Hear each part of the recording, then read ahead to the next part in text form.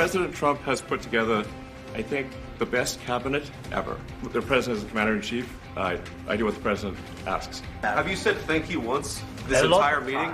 No, in this entire meeting, have you said thank you? Offer some words of appreciation for the United States of America and the president who's trying to save your country. Welcome back. My panel is here. And one of the things I want to put on the table here is whether what we saw between Elon Musk and the J.D. Vance sort of behavior and the theater, if you will, that went into a lot of the substance that really matters. Is it kind of Apprentice 2.0? Congressman, thank you so much for being here. I'll start with you. Yeah, right now I represent a district with a lot of federal workers, for instance, and a lot of people who touch foreign policy. And I've learned a couple of things. One, we're losing a lot of really critical, important people. There's a brain drain in our federal workforce. And a lot of the people that are being cut are actually people who are very critical to a lot of these government services that people really rely on. So it's going to hurt every American. And the second thing I keep hearing is that people are having to take loyalty tests, essentially. And really, this is just this is not about cutting waste, fraud, and abuse at this point. This is about, who's loyal to the president, revenge on political enemies, and control over the federal government. And so this is bad for all Americans, not just federal workers in my district. Aaron?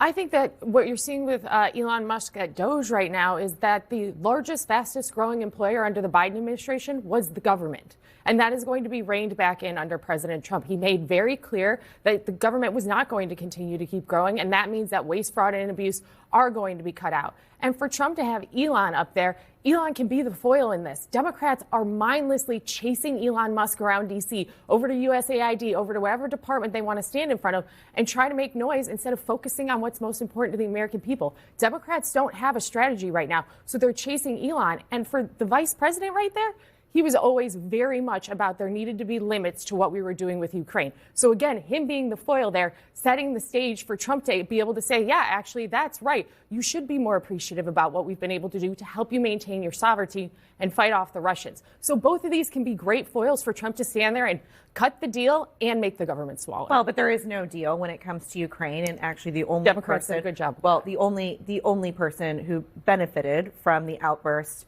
on Friday was Vladimir Putin. It did not benefit Ukraine. It did not benefit America. And I know that the White House likes to take a victory lap on that, but it only benefited Vladimir Putin. There is a CNN poll that just came out this morning that talks about how 52% of Americans disapprove of the job that Trump is doing right now. If you look closer at the poll, yes, you have Republicans approving by overwhelming amount. You have Democrats disapproving, but the real number is that 59% of independents who don't approve of what he is doing right now. And so things like cutting the government, ensuring that federal government workers like veterans are unemployed, all of those things are taking a toll on Donald Trump. And as we head into the State of the Union, that's not good news for Donald Trump.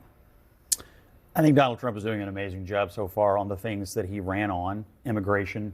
The border is, just his taking office, the border is effectively shut down. The attitude change from the federal government effectively closed the border. Look at the people coming across now. Look at the encounters today versus what was going on with Biden. I think on March 4th, you're going to hear them talk a lot about the success on immigration. As it relates to Ukraine, look, Zelensky made a huge mistake on Friday. All he had to do was show up and sign this deal, and he just couldn't do it. And sometimes these guys, when they put on the military uniform, they have trouble taking it off. He needs to take off the military garb, put on the garb of diplomacy, and understand that he's got an honest new broker on the field who can actually help him end this war, maintain his sovereignty, maintain prosperity for the Ukrainians. And regarding Elon and the bureaucracy, if I just may respond to something you said about the bureaucracy, there seems to be, when Republicans are president, that this idea that the bureaucracy and the government should not be responsive to the political leadership of the executive branch.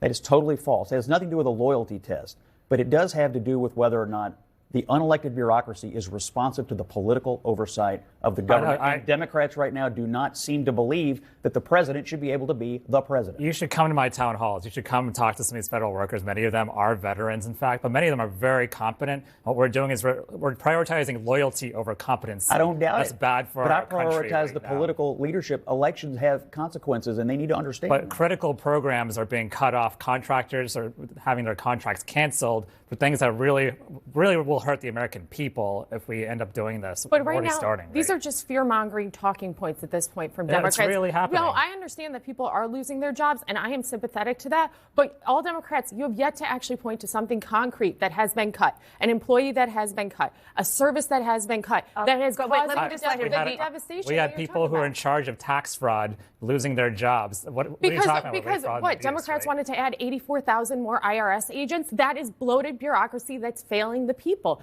That is not a critical tax fraud. Is not a critical need for the country. Yeah, but that money is going to come back. That's how we get more federal revenue, right? The IRS is in charge of trying to make sure that we have less tax fraud, less tax waste, right? And to allow the cuts to the IRS means we're going to lose money. I mean, this is not allowing taxpayers to get their money back. We're losing money as a country. And going back to loyalty, I think it's a very fair point because you claim that Trump is not asking for loyalty within the federal government. He absolutely is. I was at the Department of Justice. They're telling, essentially attorneys, career prosecutors, if you are not loyal to Trump, then you should get out of here. He fired the January 6th prosecutors. He's trying to fire FBI agents.